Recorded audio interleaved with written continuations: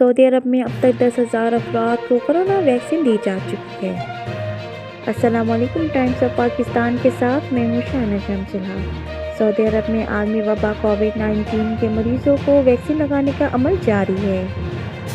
حکام کے مطابق مملکت میں اب تک 10,000 افراد کو کورونا ویکسین دی جا چکی ہے، جبکہ رجسٹریشن کرنے والوں کی تعداد میں بھی اضافہ ریکارڈ کیا گیا ہے۔ عرب میڈیا کی رپورٹ میں وزارت صحت کے حکام کے حوالے سے بتایا گیا ہے کہ خود تک ریاض کے سینٹر میں ویکسین لینے والے افراد کی تعداد 10,000 سے تجاوز کر چکی ہے۔ وزارت صحت کا کہنا ہے کہ مملکت کے مختلف شہروں میں 5 لاکھ سے زائد افراد کورونا ویکسین کے لیے خود کو رجسٹر کروا چکے ہیں۔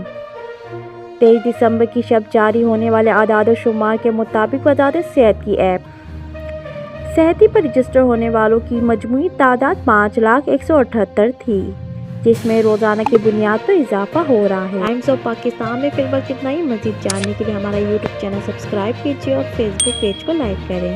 شاہنہ شمس الحق کو اجازت دیجیے۔ اللہ نگہبان۔